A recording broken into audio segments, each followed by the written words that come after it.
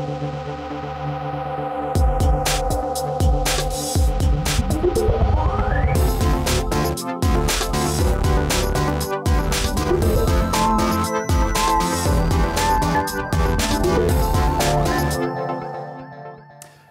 and welcome. You're watching Tech24 on France 24. I'm James Creedon. Coming up on this week's show, we'll take a look at innovation in car racing. Le Mans in France is home to a famed endurance car race. The 2018 edition took place recently and we took a sneak peek behind the scenes. And from motorsport to road cars, we'll check out the cutting-edge tech used on racetracks and how it's applied to the cars we drive. Thanks for watching. Now, the 24 Hours of Le Mans is the world's oldest endurance car race, held annually since 1923 near the town of Le Mans in western France. Increasingly, it's also a laboratory for innovation. We went along to this year's edition. Take a look. This is the latest addition to the Graf team, an Oreca 07 being prepared in the Paris team's workshop. Graf took part in the LMP2 category of the 24 Hours of Le Mans. The teams in that category don't manufacture their own cars, but choose them from the ranges of 3 manufacturers, which have been selected by the organisers. In LMP2, we have a choice between manufacturers. The team opted for an Oreca because it seemed to us the most complete package, the most maximised.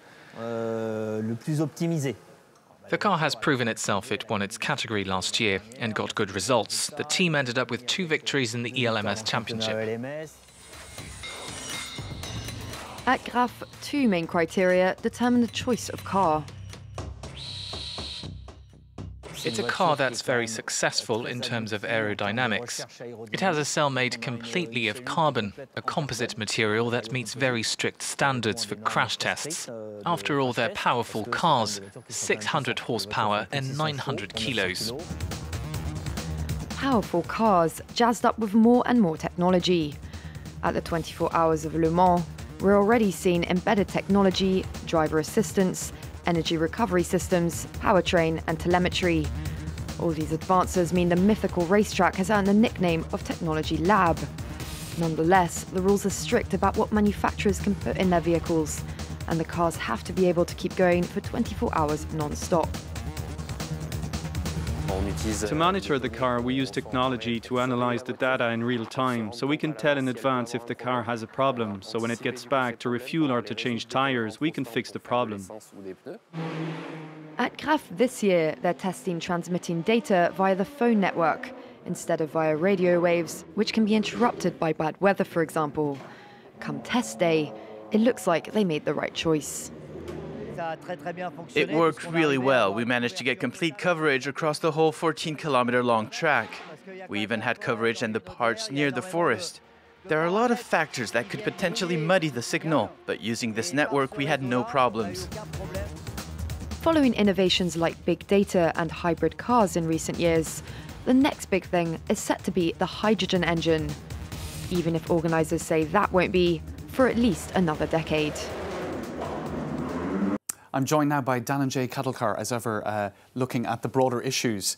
Now, it's all very well for motorsport and tech applied to motorsport, but that's a very restricted field. But a lot of this tech is getting also applied to road cars. Tell us more.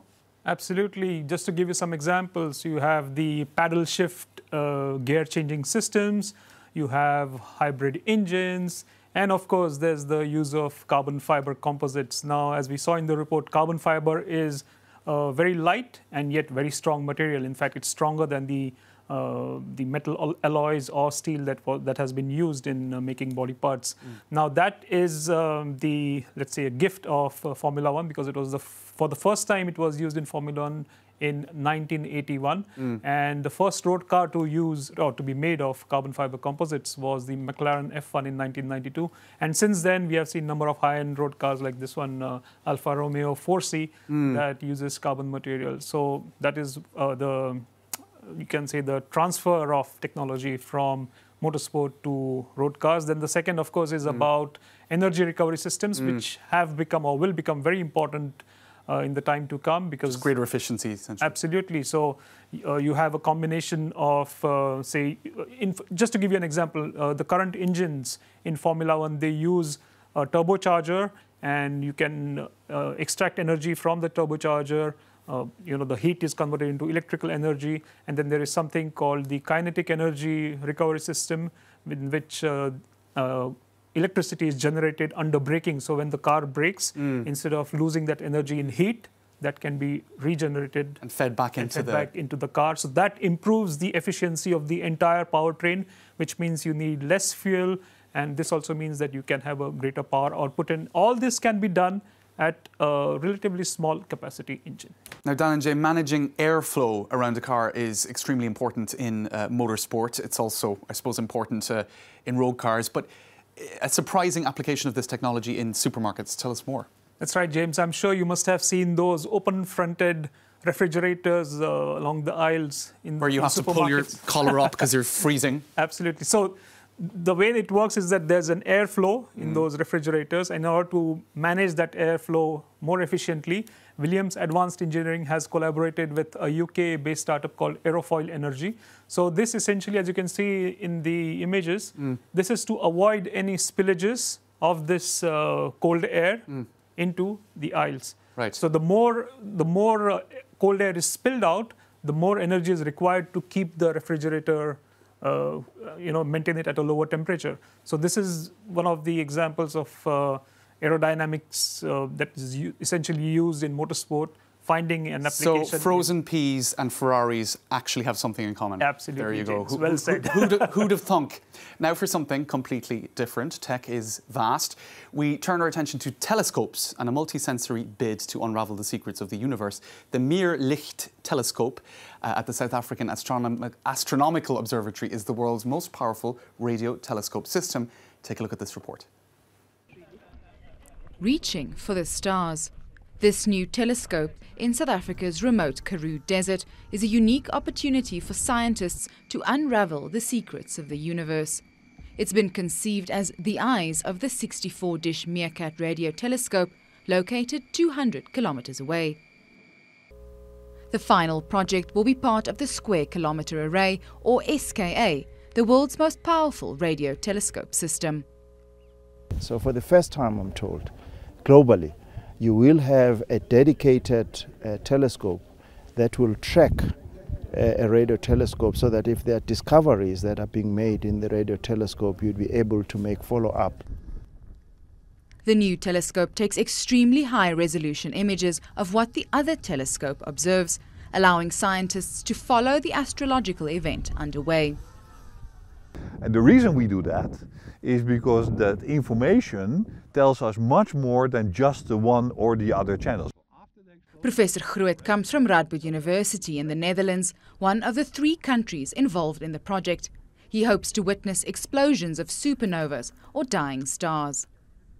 The explosions are like stars that are at the end of their lives, and all of a sudden they light up for a brief time. Maybe for a few hours, maybe for a day, maybe for a week. So we have a very limited amount of time to gather the information and learn what really happened in that universe. The mystery of space has haunted us since the dawn of time, and the answer might one day be found here in Africa, the cradle of humankind. All right, now it's time for Test 24 on Tech 24.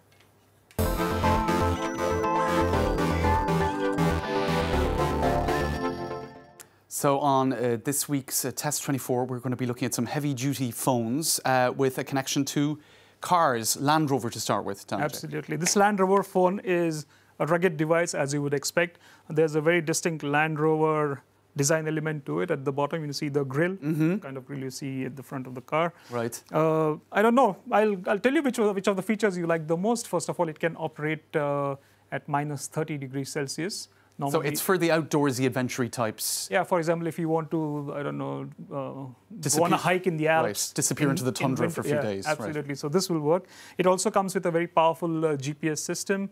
Then you have an additional battery pack. Yeah, you can cling on to this. Clings onto it, and so we can imagine it'll last longer than your average absolutely. Smartphone. It also can resist a drop from 6 feet, which is also a very important feature. Right. My phone is already cracked. Right. I'm sure you must have also cracked some phones. Well, yes, in the past at least. Yeah, that's right. And then you have, it is water resistant up to 1.5 meters. It is also dust resistant. So the phone is made to mimic the spirit of what the Land Rover is supposed to do. So the perfect accessory for your Land Rover vehicle. Absolutely. Make some stylish phone calls. Yeah. Now, there's also a Caterpillar that have been moving into sort of devices and gadgets. They have a tablet. Yeah. Well, Caterpillar has already had a phone. Now, both this Land Rover phone, which is called Explore, and the Caterpillar tablet, which is called Caterpillar T20, have been made in collaboration with a British company, Bullet, which has also made a Kodak branded phone. So this is again a rugged, more resistant, tablet, less delicate. Less delicate, yes. Absolutely. So it's again in the spirit of what we saw about the phone. It resists drops from a certain height. It also resistant to water, dust, etc., etc. Right, fantastic. All right, well, gadgets that combine the spirit of rugged car technology and new gadgets and devices. Thanks very much for that, Dan and Jay. That's all for this edition of Tech 24. Do stay tuned to France 24.